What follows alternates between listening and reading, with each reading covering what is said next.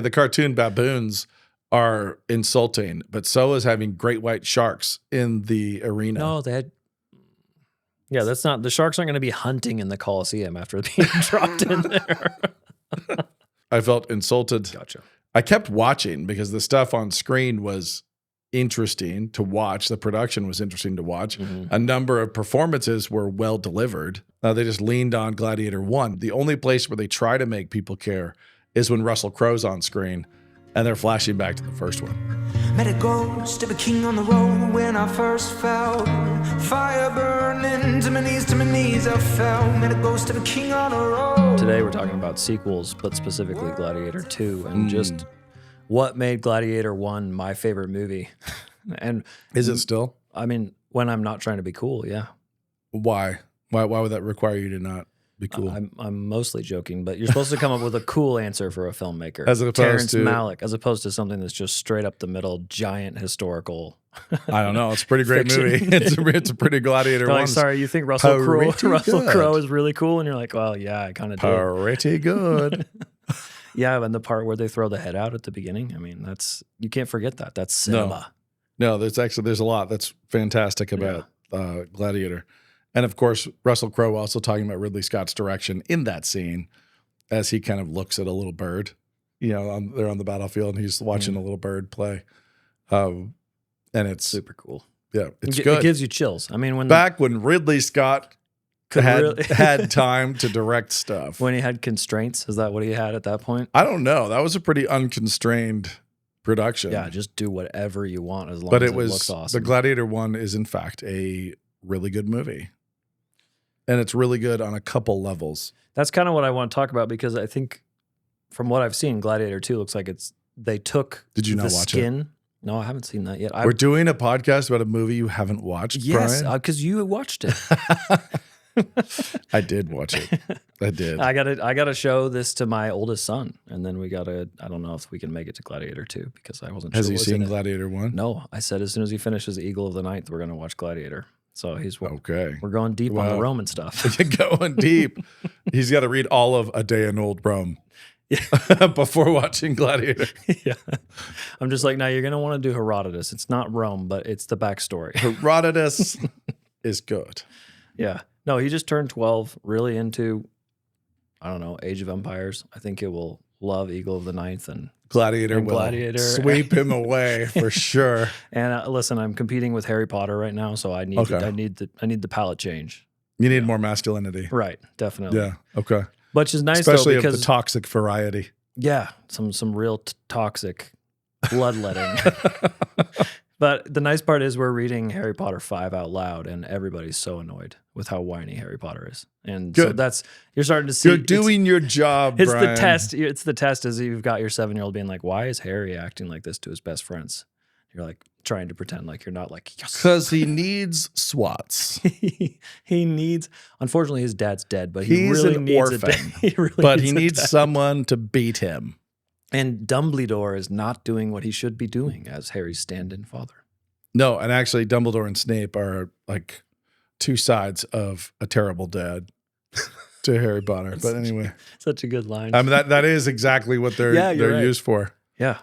So Dumbledore, who just doesn't communicate, and but he's there, and he's kind of a Mr. Bennett level of engaged dad. Pride and Prejudice. Okay, you have Snape, who's like totally Dickensian. Right. He's this Dickensian father / employer. Right. There's like the angry dad, the drunk dad, the one who you'll find out actually he had a heart of gold after he dies. And Dumbledore, who's just... Imagine being at your son's trial and you get him acquitted and then you don't speak to him. That's the level. That kind of dad. That kind of dad. So we have the dead dad, and then we have Dumbledore and Snape as dad types and terrible dad types. And there's no good dad types there at all. Hagrid has the size of a dad, the ideal dad size, but nothing else. No, I think he's got the ideal dad motorcycle. Yeah. Maybe not the ideal dad size. Yeah, the desire for pets. Yeah, Hagrid is, I don't know how he fits in this. Hagrid's more of that mentally challenged uncle in the format, but Sure. He's the ideal uncle, Anyways, moving yeah. on. What's the ideal uncle? Sure. He's Anyways, the ideal uncle, moving yeah. on. What are we actually talking about today? Well, yeah, that was the question. You said you had thoughts on Gladiator 2, and we're going to make you talk Yeah, I about do. them because I liked Gladiator 1 so much that I got that initial thrill that I hadn't had when I saw Gladiator 2, and I thought, Some great trailers. yeah, wow. And they obviously wait, they have triremes? That's what I thought. Yeah, And then- the trailers were basically advertising the risk of just spectacle. Yeah. You know, we're bringing about this sequel to one of the most beloved standalone original films, you know, of all time. Extremely awardsy, very commercial, but massive numbers of nominations.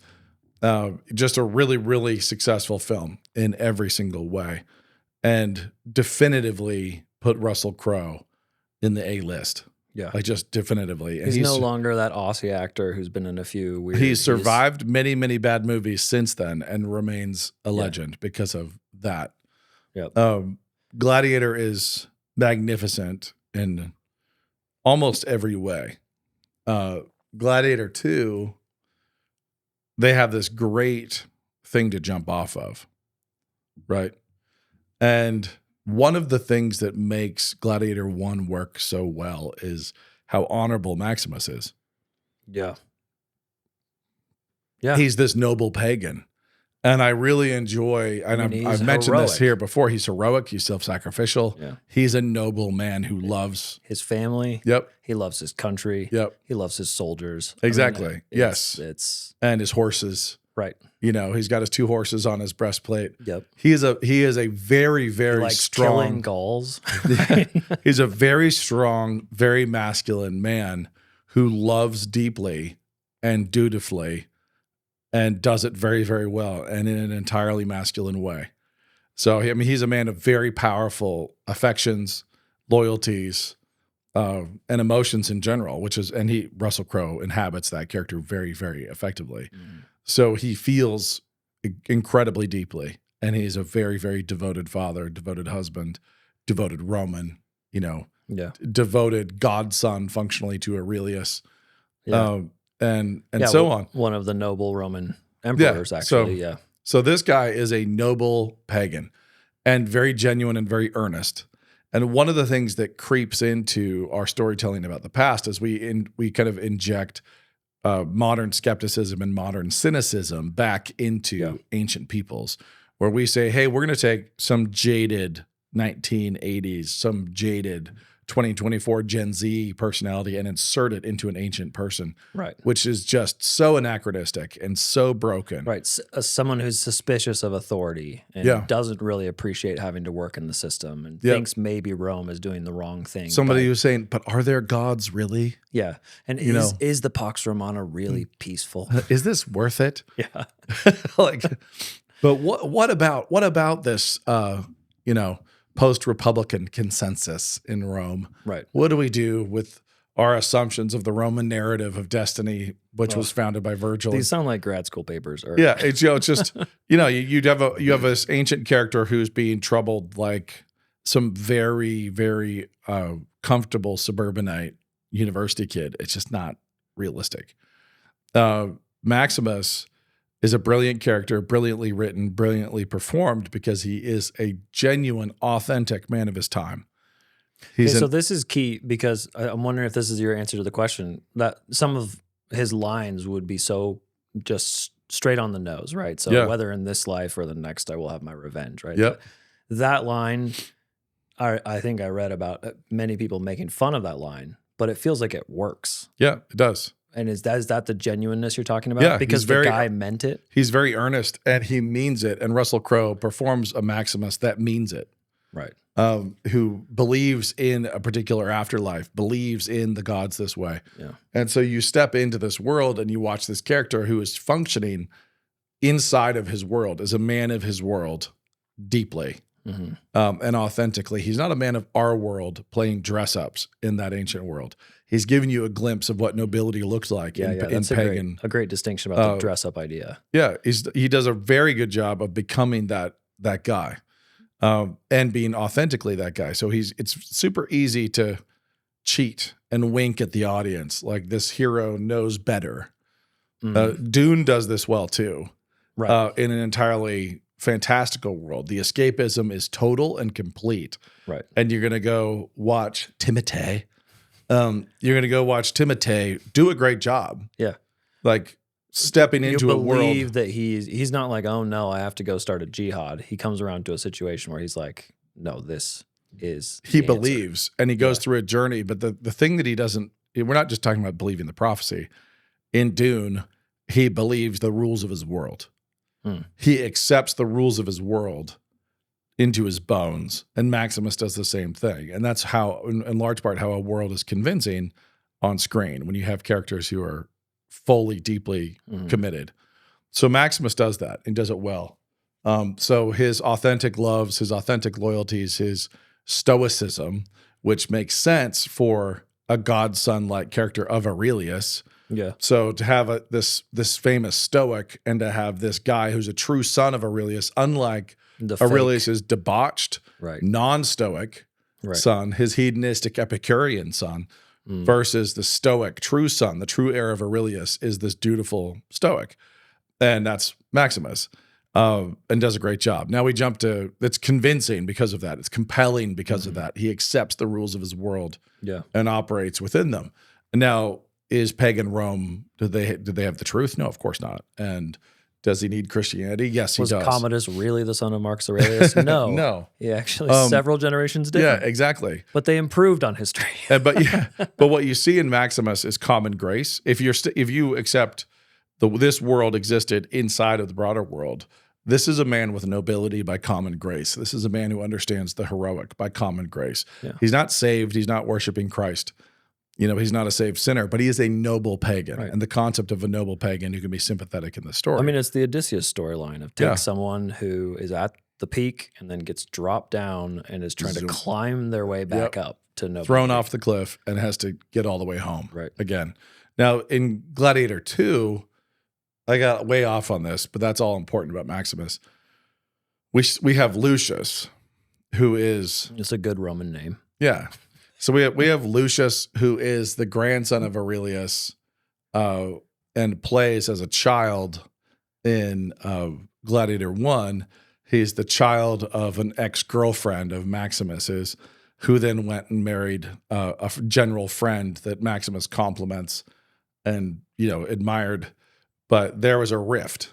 Like there's a rift between Maximus and this woman, Aurelius, his daughter, and her son Lucius is fatherless and is watching Maximus, the captive, the gladiator, is meeting him in that capacity as an old friend of his mother's and father's.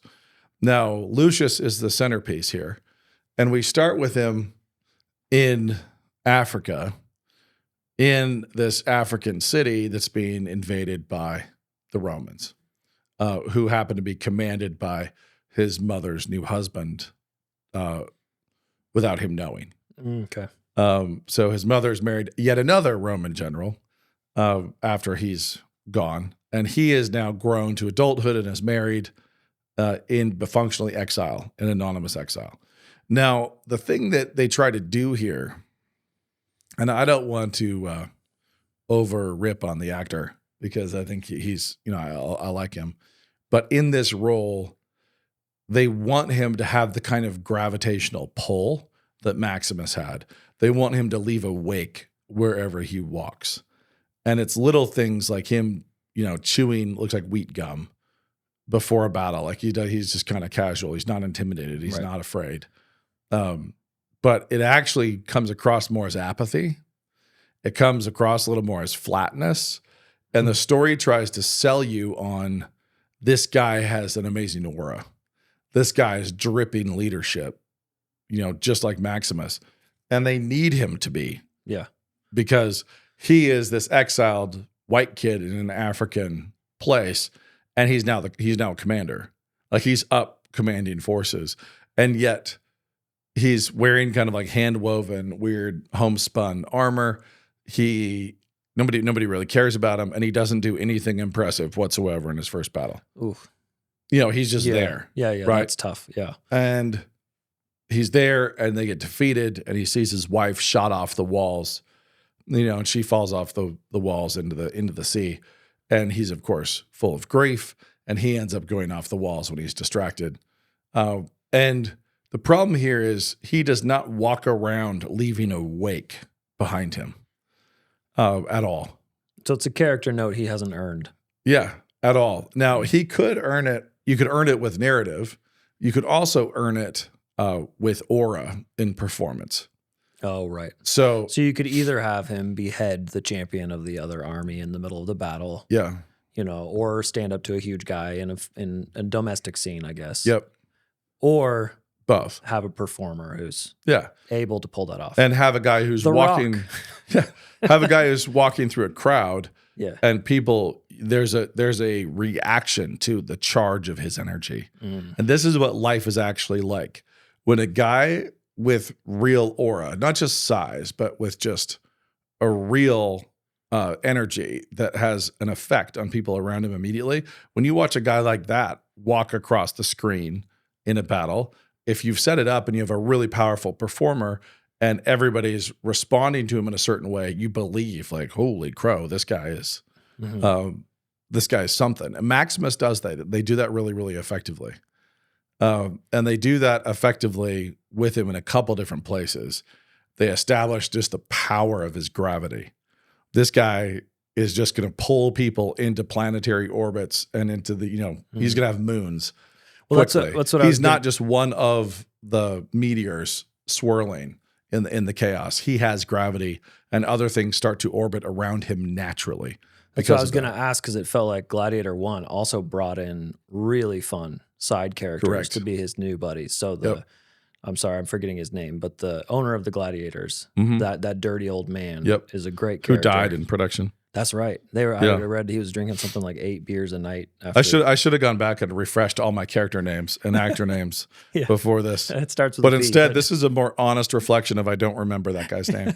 And then same thing, like some of his fellow gladiators that you actually end up rooting for. Yep. Like, did they do that in this movie? Were they able to bring along? Completely failed.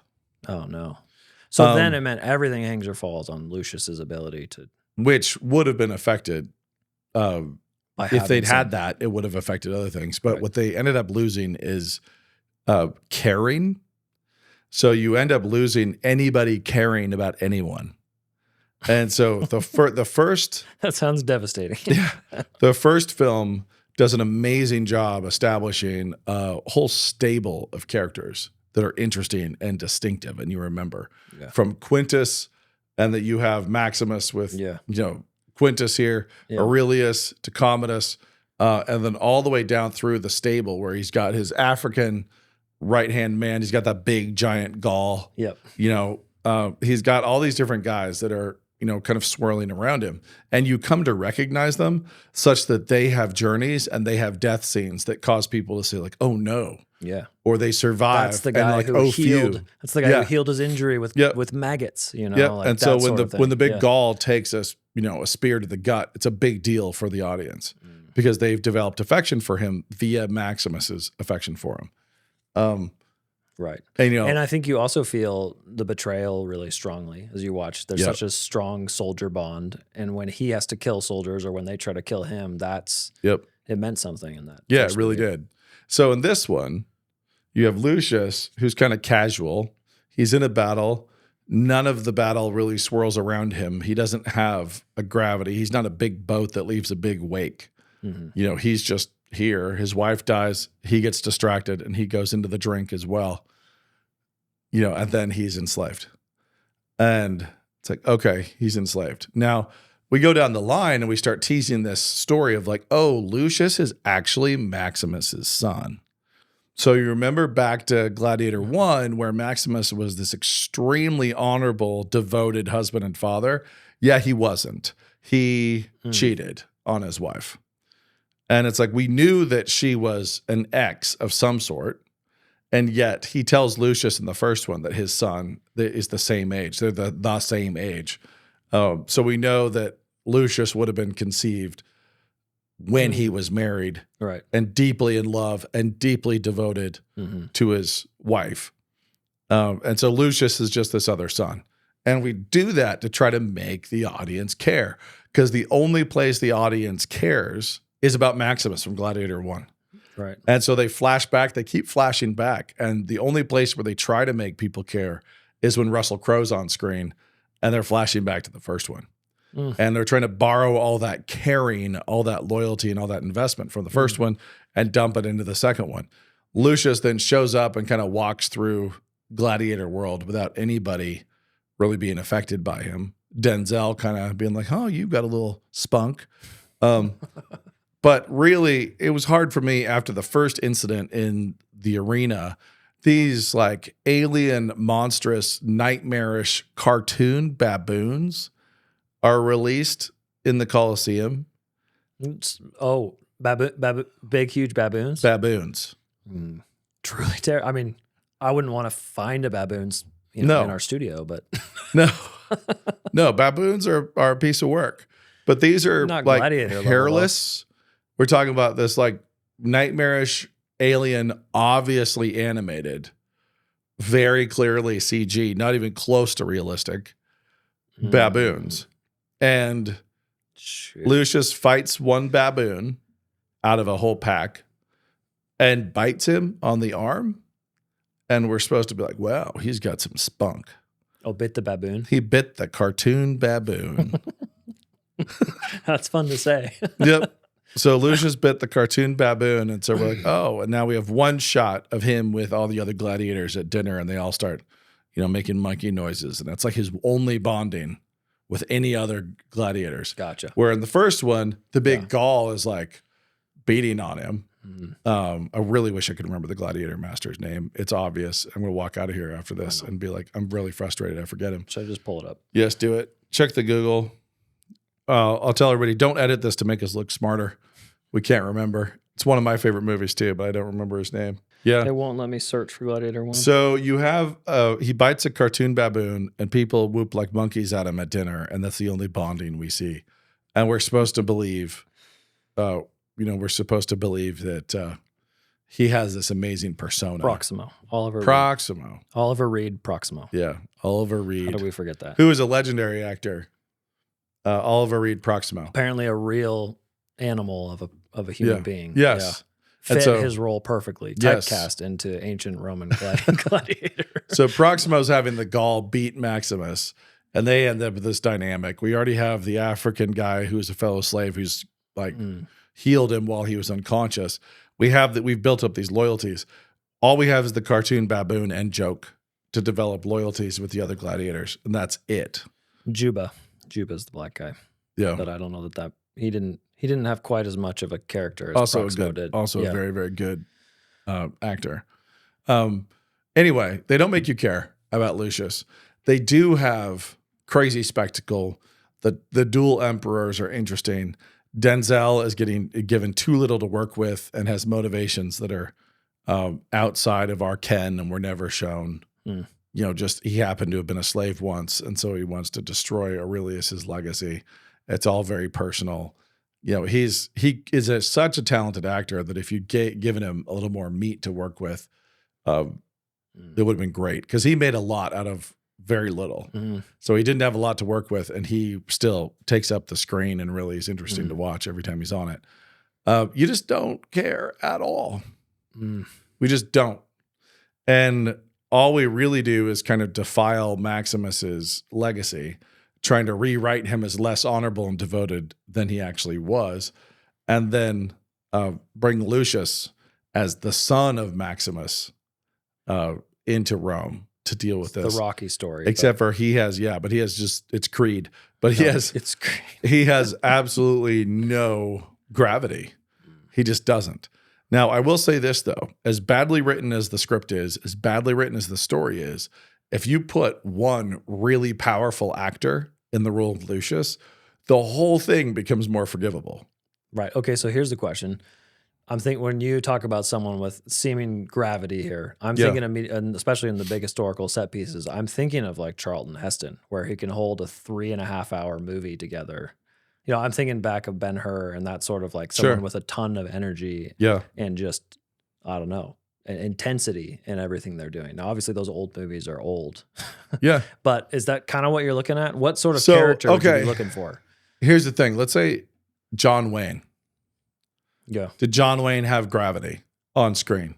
Yeah. Yes, he did. Yep. The way he moved, the way he carried himself, the way other people on screen reacted to him without having to act. Yeah. People on screen were, affected by his presence. That's an example. Mel Gibson is another example as a performer. Right. I would say if you were to try to salvage Gladiator II, one of the first and most important things to do would be to put however much it cost Tom Hardy in that role of Lucius. Like that is a dude who can have quiet, brooding gravity. Right. So if he's not going to say much, if he doesn't have much to work with in terms of dialogue, you're saying Fury Road level where he's literally he's got this time. gravity. And I would actually say probably one of the best examples is Warrior. So Tom Hardy in Warrior, the gravity that guy has, you don't have to give him tons of action to feel everyone bending around him as he moves. So if you put Tom Hardy in that opening scene and people are supposed to be moving around him and you're supposed to believe that this guy has somehow become a commander as an exile survivor in this new civilization, a fish out of water, this white, blue-eyed dude is supposed to be a commander here. You want to believe that? Like you got to see somebody who's got that level of mojo and that level of gravity. And Russell Crowe does. And Russell Crowe did. And he did very much in Gladiator I. He inhabited those scenes, even those where he doesn't say much. He's bending reality around him while he's walking. Right. While he's walking around. Tom Hardy has that. Yeah. Pascal. Right. Is it Pascal or the other one? It's not Pedro. Because the two leads also look too much alike. Paul Mescal. Yeah. Mescal. Right. So Pascal and Mescal. Right. I like Paul. I mostly like him because at the premiere, somebody asked him if he was excited to meet King Charles. And he said, I'm Irish. It's not on my list of priorities. And I was like, that's the right energy. That's a Gladiator energy. That's a Maximus energy. That would work. But on screen, he's an inexperienced enough actor. I think he's talented. He just doesn't have what Tom Hardy has or Russell Crowe. So do they have something for the new Gladiator to work for? Like, I guess in some sense, it's like, Russell Crowe's going for revenge. I want to avenge my family or go meet my family again. What is this? What are the stakes? Because it sounds like they wiped everything out. You're touching a raw nerve here, Brian. When you look at poor Lucius and you say, what do you want? Yeah. It's play the Jeopardy music. Gotcha. We don't know. Right. He wants to survive. He wants to kill his stepdad without knowing it's his stepdad because his stepdad is the one who invaded his African city and is responsible for his wife dying. But we've not established the depth of his affection for his wife. We don't have the Gladiator I level of you killed my wife. I'm the husband to a murdered wife, father to a murdered son. We don't have that. Yeah. And that scene's brutal. Oh. And done so well in abstraction and just the simplicity of and the incidentally, called back in Jojo Rabbit. Right. So it's powerful in Jojo Rabbit when Jojo is holding his mother's feet and ties her shoelace. It's like, that's powerful there. And it's an echo from Gladiator of the power of that scene of just the feet. The hanging, virtuous. She's woman. She's out of reach in more than one way. All you can get to is her feet. That right there is is fantastic. And it obviously has worked twice at least. I'm sure it's been used other places as well. So no, we don't really know what Lucius wants. He wants one dude dead, kind of. Right. Okay. Because he is in general at fault for invading his city. But we also are trying to make him sympathetic by showing that the twin Caesars are going to kill his wife or putting pressure on his wife if he doesn't keep sacking cities for them. And so we try to get him off the hook. So he's not really a villain. Yeah. He had to do it. Yeah, he had to expand Rome. He did it unwillingly. Anyway, the whole thing was are they doing something with water then? I guess I'm trying to follow. I saw the trireme battle. I wanted that to be really cool. Obviously, she falls into water. He falls into water. Like, are they trying to just... I mean, I think that the theme of water. It's like, well, I think it doesn't go any farther than water appears a couple of times. Okay. And incidentally, the cartoon baboons are insulting, but so is having great white sharks in the arena. No, they had. Yeah, that's not. The sharks aren't going to be hunting in the Coliseum after being dropped in there. So, Shoot, I didn't realize they did that. I guess I'm pretty sure I saw a great white go by in the Coliseum, which is like, oh, we're getting to like the Meg level of realism. It's not enough that we have groups of guys on boats. I felt insulted. I felt insulted. Gotcha. I kept watching because the stuff on screen was interesting to watch. The production was interesting to watch. Mm-hmm. A number of performances were well delivered, but they just leaned on. Yeah. They just leaned on Gladiator I. My kids told me afterwards, they're like, man, the opening credits just got my hopes up because they were cool. Mm. Like opening credits were great. And then we just moved into like, like just the not caring. Right. How much do you not care? We walked out. My daughter said, one word review, fumble. Just fumble. And she was mostly just furious at how they made Maximus dishonorable and contradicted, tried to contradict the first one in that, oh, this isn't a child from a previous relationship. This is a child the age of his son. He cheated on this woman that he was so deeply devoted to that we have that scene, and he is an adulterer. Right. And they try to excuse it by saying that she got married off at 14 to an old gay guy. That is not an excuse for adultery. But well, they're trying to but they're I see. It's close. I mean, I'm sure the Roman generals slept around a lot, but that's not really the point. No, it's not the point. There's a particular guy that we're remaining sympathetic to who has a code, who is all duty. He's all about duty and honor. His family. Yep. So duty, honor, family above all else. And then you have him undercut all three. Yeah. In this one. But we're still trying to hang on to how much we cared about him in the first one. They also have it where he's being carried out of the arena and Lucius's mother is like, run, get on a horse, I'll send for you, and throws him on a horse and gets him out of there fast and then never sends for him and never figures out where he is. And so he rode off to Africa, literally from the Colosseum as Maximus is being carried out. And, his mom just sucks that much. The Dumbledore character. Yeah, she's a little Dumbledore. Is there I remember Commodus's sister, that creepy dynamic. Is there any strong female that's her. She reprises. She's the mom. Okay. So yeah, Okay. That's Lucius's mother. I see, I get it. So okay. Gladiator I, Commodus has the nephew Lucius and his sister. And the sister is now married to Pedro. Gotcha. Yes, and Lucius is apparently Maximus's baby, and the cartoon baboons have no explanation. Oh man, there's so much. I mean, aren't tigers and lions enough?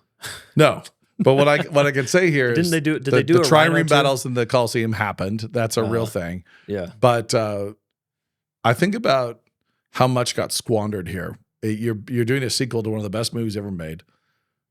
Really actually is a great movie. So I mean, I'll say top 100 of all time just to be safe, but it's probably top 20, maybe top 10. But that's probably stretching it. In terms of commercial and artistic success. Yeah. And the wake left by Gladiator, the impact is massive. So it's definitely impactful. Right. Right. So it's as if they did a Braveheart too. And just kind of messed it all up. So this is that level. And Ridley Scott is a very, very talented guy. And this is an enormous franchise with an enormous budget, with very, very talented production designers, with some amazing actors involved. Denzel, Pedro, just even those two could have carried something this size. Right. Even if we swap out Paul Mescal, even if we get rid of him, even if we get rid of lots of other people, just Pedro and Denzel could carry a big thing. And we just pooch it. And the reason why I think we do this is because I have heard, I don't know this for a fact, but I've heard that Ridley Scott has a bucket list of movies. that he really, really wants to make. And he's just trying to get them all done before he dies. And he's in a rush. So like Napoleon's out and we're throwing, all the money in the world and Napoleon. And now here's Gladiator II. And he leans incredibly heavily on second unit directors and doesn't have time to care deeply and passionately and for a long time about something. He's just got to go hit the next thing. I don't know if that's true, but based on it feels like it. Based on the recent run and people in the industry have told me that he's just punching through and handing off the second huge units, historical set pieces, and is moving into the next movie before the last one's finished, and is just trying to get all these things out of the way. It's kind of believable. Yeah. After you watch this, does this one bear? I always laugh when you sit in a room and you're like, now what does this person care about? But it does feel like this sounds like something that could have been taken care of. Totally. Based on a couple conversations. With this budget, with this franchise, with this director, and even with the existing cast. Yeah. Sorry, Paul, I would unload Paul or move him into a supporting role. I don't know that he could do this. I don't know that he couldn't, though. I don't know if he was following direction. I don't think I've seen him in anything else. Yeah, but I don't know. I've not seen him directed. So I don't know if he was failing or if the direction was failing. But I would say spend as much money as it takes to put Tom Hardy in that lead and go from there. And just go. But I guess if that is like the director, the arch director, parachuting in the middle of production after several months of pre-production, and he just comes in and does the actual shooting, and you're not talking your way through the characters and not working through it, that does sound like a recipe. You've done your table reads, you've done your stuff. Now, admittedly, when Ridley was younger and he was making Gladiator I, the script wasn't finished. They were building cities, they were building sets. The script wasn't done. Yeah. You have the death of an actor, right. like in production, things have to be rewritten. Yeah. He was adapting and overcoming, but it's not like it was all super meticulously planned out in advance. Sure. He was adapting and overcoming, and he's a great artist and he did a great thing. But right after that, I think he did the Robin Hood movie with Russell Crowe, which was a piece of trash. That was a bad one. I was just going to bring that up because I was thinking of him failing with high potential IP. Kate Blanchett and Russell Crowe? I don't remember. Yeah. That's how bad it was. No, I can't remember. It's immemorable. Of course, I have not been remembering things about Gladiator either, actor names or roles. So that could be blamed on it can be blamed on my head as opposed to Robin Hood. Blame that on your brain too. But I do remember Robin Hood and just being kind of astonished at how underwhelming it was. Well, that him? That was him. Yeah, that was him, and they dodged them. That was the prequel to Robin Hood. So that's what they did, is that rather than telling us Robin Hood, they went ahead and said, well, here was when he was off in the Crusades. And it was just kind of... you're just wanting him to... It was just a little... Fight the sheriff. It was just unfortunate. But this happens a lot. I mean, people mess stuff up. And I actually, out of this, I will give the movie recommend of Warrior. If you haven't seen Warrior, watch it. Filters are available if you want kids to watch it. So it is a movie that... It is like a Rocky type movie that you could watch with your kids, older kids, if you have your filters on, because it's violent and it's fighting. And older kids, because it's such a broken family. Yeah. So have you seen this film? No, I haven't. I've had many. So this is the assignment. Before next SASP, you can watch Warrior. And so it's an example of why Tom Hardy would be great in the role of Lucius and would be great in the arena, defying emperors down in the sand like Russell Crowe did. When Russell Crowe defies the emperor down in the sand, it's amazing. This was like, not so much. We also have, not to spoil too many things, but to spoil everything, the women that Lucius loves are all going to get shot through the torso with an arrow. It's sort of like a nice exit line. It's just, this is what happens. And so water is a theme in that it occurs. But torso shooting is is apparently how Lucius's women will die. His mother and his wife. Metaphorical. Symbolical. Is it though? For what? We shot through the heart. I mean, kind of the sternum, but anyway, it's kind of strange and very, very unfulfilling. Yeah. So my daughter walked out and said, fumble. My nephew, I actually enjoyed his review even more. As we were leaving, he came out and just said, I am not entertained. And I was like, That honestly, why are you not entertained? Because you didn't care. Yeah. You didn't care about anything. Lucius didn't clearly want anything worth wanting. He didn't want something heroically or sacrificially. He didn't want. And we didn't care. And no one cared. And it was just a whole lot of not caring and bad CGI. So anyway. Baboons. Cartoon baboons. So that last bit was the review of Gladiator 2 in 30 seconds. Yeah. Yes. That really is. It was sad. It was tragic. But go watch Warrior. Yeah. Over Christmas break or something with your family, Right. with your older boys. It's interesting, and it is something to talk about in terms of forgiveness and brokenness. It's not a perfect movie. It needs more tied off. It's a longer movie, and so they didn't have more tied off. I would love to watch a director's cut. Same director as Miracle, The Accountant, and he's done some other stuff. But that's an example of a character who is doing very little, and you experience very Maximus style, him defiantly earning the loyalty of everyone who's watching this fight. Everyone who's watching online when he goes viral, everybody in this arena when he first fights, everybody who's watching the highlights after the fact. There's this massive loyalty that gets built up for this very flawed, broken character who says and does very little, but is really all aura and traps. He's got enormous traps too. Also, Tom Hardy, kind of like cartoon baboon level traps. Anyway, Warrior is a good one for older kids. Yeah. If you haven't already seen it, in terms of sports movies that are about something other than the sport, it's about family. Yeah. And it doesn't fully resolve in all the best ways, but it comes close. So That's good. Well, there's a break for today. alrighty, don't see Gladiator 2 now that you have the 30-second review. Don't do it. Some people prefer to be cremated instead of buried, but Granddad wanted to be buried.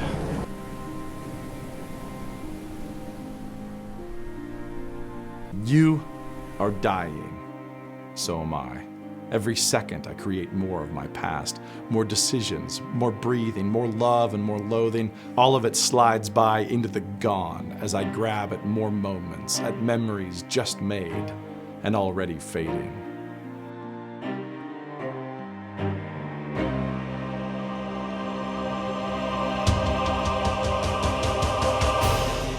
We are all authors, creators of our pasts, authors of the books that will be our lives. When we race across the wet concrete of time without purpose, without laughter and love and sacrifice, then we fail in our mortal moments. See the past, see your life as the fruit of providence and thousands of personal narratives. What led to you? Lighthearted tales of neighborhood love, great tales of migrations, epic tales of global wars and comedies, dark stories about brothers and murder, tales of rape and grief and persecution. You did not choose where to set your feet in time. You choose where to set them next. Pause, breathe, eyes front. See the future. Do not stare into the fog of distant years. See the crystal choices as they race towards you in this sharp foreground we call now. The future flies at you in a never-ending storm of possibilities. God says create. God says live. Choose. Shape the past. Etch your lives in stone, and what you make will be forever. You are dying. So am I. We march from page to page, and it is our living that takes us toward the end. Children will follow, reading our stories, built on our stories, set in a place and in a time that we helped choose for them. They will be the ones to shut the book behind us. They will dig holes and arrange flowers.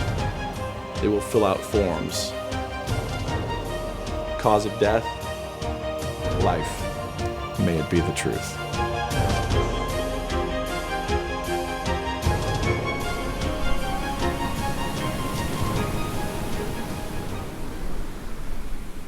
What's the point of the whole Bible? Kill the